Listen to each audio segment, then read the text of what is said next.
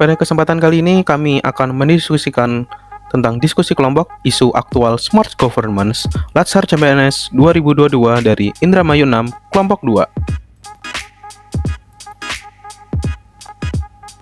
Sebelumnya perkenalkan kelompok kami, yaitu Himawan Andrian Satria Putra dengan NDH 11, Nur Komariah dengan NDH 24, Julaiha dengan NDH 20, Irma Dwi Jayanti dengan NDH 17, Sarah Sukma Kladia dengan NDH 31. Selamat menyaksikan. Assalamualaikum warahmatullahi wabarakatuh. Waalaikumsalam. Waalaikumsalam warahmatullahi wabarakatuh. Ya, saya ucapkan terima kasih kepada teman-teman yang sudah menyediakan waktunya untuk hadir pada kegiatan diskusi kita kali ini yang akan membahas mengenai analisis isu Smart Governance, Smart City, SPBE, dan Manajemen Talenta. Nah, sebelum memulai acara diskusi kita kali ini, kita perkenalan diri dulu ya. Izinkan saya untuk mengawali perkenalan diri kali ini. Perkenalkan semuanya, nama saya Nur Komariah, dengan nomor NDH 24, jabatannya sebagai ahli pertama bidan di Rumah Sakit Umum Daerah Mursyid Ibnu Syafiuddin Kerangkeng. Mangga dilanjut. Ya, perkenalkan nama saya Himawan Andrian Satria Putra, NDH 11, dengan jabatan ahli pertama Pranata Komputer di Dinas Pariwisata, Pemuda dan Olahraga. Mangga selanjutnya. Ya, Assalamualaikum warahmatullahi wabarakatuh. Perkenalkan, saya Sarah Sukma Kladia. Jabatan saya penyuluh sosial di Dinas Sosial Kabupaten Indramayu. Selanjutnya. Perkenalkan nama saya Irma Dwi Jayanti sebagai ahli pertama penyuluh pertanian di Dinas Ketahanan Pangan dan Pertanian Kabupaten Indramayu. Perkenalkan, nama saya Julaiha. Saya sebagai penyuluh sosial di Dinas Sosial Kabupaten Indramayu. Baik, ternyata kita multidisiplin ilmu ya. Saya sendiri dari kesehatan, ada juga dari bidang IT, ada juga dari penyuluh. Kita juga di sini dari berbagai instansi juga. Nah, diharapkan pada sharing diskusi kali ini semuanya dapat berperan aktif memberikan pendapatnya ataupun sanggahannya. Nah, sekarang kita mulai saja diskusinya. Nanti untuk teman-teman yang mau memberikan pendapat atau sanggahan boleh dipersilakan langsung. Nah, untuk mengawal diskusi kali ini, saya buka dengan sebuah pertanyaan. Teman-teman pernah nggak sih mendengar mengenai Smart Governance atau Smart City? Oh, Smart Governance ya. Smart Governance itu kan tata kelola pemerintah yang cerdas. Tujuannya untuk mewujudkan peningkatan kinerja pelayan publik, kinerja birokrasi pemerintah, dan kinerja efisiensi kebijakan publik. Nah, kalau Smart City setahu saya sih, itu kan upaya kota dalam mengatasi berbagai persoalan dengan memanfaatkan teknologi informasi untuk menyediakan pelayanan publik. Oh, jadi tujuannya untuk pelayanan publik ya? Berarti itu sama ya seperti SPBE?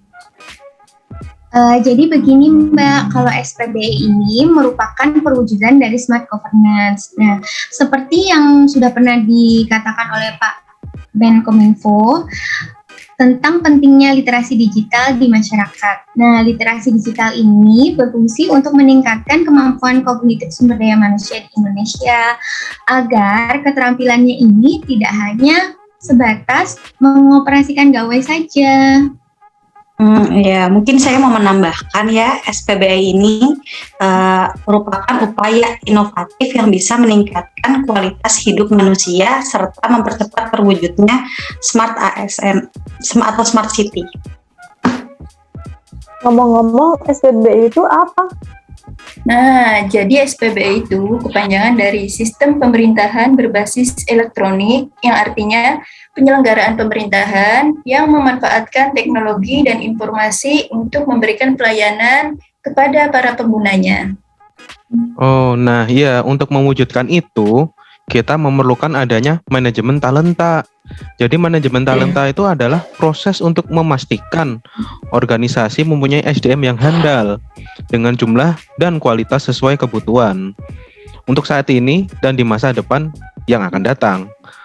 Hal ini merupakan upaya untuk membangun talenta yang berkesinambungan. Makanya ASN sekarang oke-oke kan, karena sudah melewati prosedur pengembangan manajemen atau manajemen talent. Jadi ASN sekarang harus mampu mengembangkan kompetensi agar dapat mengikuti perkembangan teknologi. Oh, sekarang tuh banyak loh instansi-instansi yang sudah beranjak menuju smart city. Misalnya di Jakarta sama di Bandung ada ATCS atau Area Traffic Control System. ATCS ini merupakan suatu sistem pengendali lalu lintas berbasis teknologi informasi pada suatu kawasan yang tujuannya untuk mengoptimalkan kinerja dan koordinasi pengaturan lalu lintas di setiap persimpangan. Jadi bermanfaat banget ya, misalkan ada hal-hal urgent seperti ada kebakaran, mobil pemadam kebakaran tidak terjebak di kemacetan di persimpangan karena sudah dibantu oleh operator dari ATCS. Nah, sebenarnya ada contoh lain loh. Mungkin teman-teman juga sebenarnya tanpa sadar sudah menggunakan aplikasi tersebut, yaitu aplikasi Peduli Lindungi. Nah, aplikasi ini menghubungkan antara nomor induk kependudukan atau NIK dengan status COVID.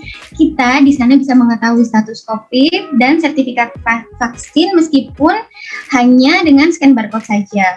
Karena aplikasi ini sudah terintegrasi dengan seluruh laboratorium untuk pemeriksaan PCR maupun swab antigen. Jadi, memudahkan untuk pemerintah dalam memantau, mengontrol penyebaran COVID-19 ini. Mungkin ada yang mau berbagi pengalamannya dalam menggunakan aplikasi ini? Iya, mungkin saya waktu dulu pernah ya Mbak ya, waktu itu ke Jakarta kan. Di Jakarta itu hampir seluruh fasilitasnya itu sudah mewajibkan untuk menggunakan aplikasi Peduli Lindungi. Jadi ketika masuk fasilitas itu kita diminta scan barcode, nanti itu bisa dilihat status kita gitu. Ada warnanya, apakah merah, kuning, atau hijau. Kalau misalnya nanti warnanya merah, kita tidak bisa tuh masuk ke fasilitas itu. Tandanya mungkin kita baru saja terpapar COVID atau mungkin kita belum melaksanakan vaksinasi secara lengkap. Ya, kita juga jadi bisa lebih yakin ya Mbak ketika kita mau mengikuti perkumpulan atau menghadiri suatu kegiatan kalau kita diawali dengan scan barcode tersebut. Jadi kita juga bisa memastikan nih bahwa orang-orang yang hadir pada kegiatan tersebut tidak sedang dalam status COVID. Boleh kita lanjut lagi ya? Kalau mau tanya nih, kalau di Indramayu itu ada nggak sih penerapan dari Smart City atau SPBE? Oh, di sini ada Kang. Namanya sih Sipandan Ayu. Aplikasi Sipandan Ayu ini aplikasi digital seperti yang melayani untuk pembuatan KTP, akte kelahiran, akte kematian, ataupun KIA. Aplikasi ini sangat memudahkan dalam proses pelayanan kependudukan, di mana sebelum adanya aplikasi ini, proses untuk input data kependudukan harus dilakukan secara manual dan datang langsung ke kantor-kantor. Prosesnya juga sangat berbelit-belit. Setelah adanya aplikasi ini, segala keperluan kepengurusan kependudukan jadi lebih mudah dan bisa dilakukan di kapanpun dan dimanapun. Wah, berarti keren juga ya. Kabupaten Indramayu sudah berinovasi membuat aplikasi yang sangat berguna untuk masyarakatnya. Tapi di Play Store ratingnya masih rendah ya. Banyak masyarakat yang mengeluhkan gagal login. Berarti itu PR kita Mbak untuk membenahi semua ini. Ngomong-ngomong, kalian udah aktivasi aplikasi Aku belum? Aku itu aplikasi buat apa sih? Nah, mungkin buat yang baru pernah dengar, Aku itu adalah aplikasi yang dipakai untuk presensi kehadiran bagi ASN di wilayah Kabupaten Indramayu. Iya, nanti jadi aplikasi Aku ini akan mendata secara akurat waktu kehadiran sama lokasi kehadiran kita. Iya tuh Mbak. Mbak. Bener banget itu Mbak yang dikatakan Mbak Sarah. Saya juga udah pernah menggunakan aplikasi Aku.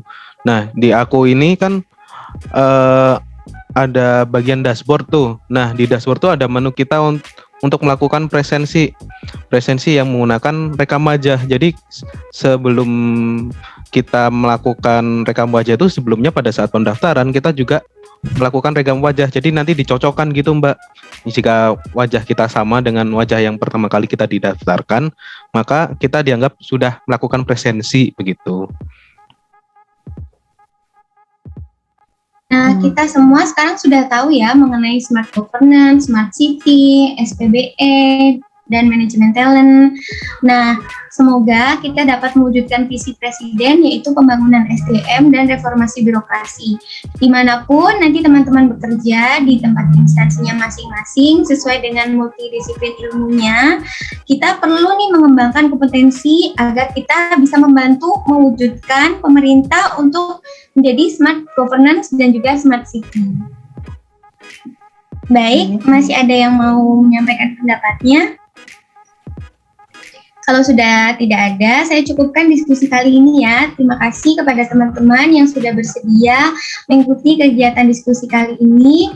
Semoga diskusi kita kali ini dapat bermanfaat untuk teman-teman semua. Saya akhiri.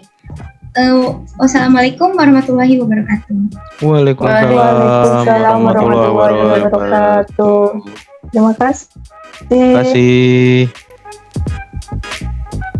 Terima kasih telah menyaksikan diskusi kelompok kami. Kurang lebihnya mohon maaf. Wassalamualaikum warahmatullahi wabarakatuh.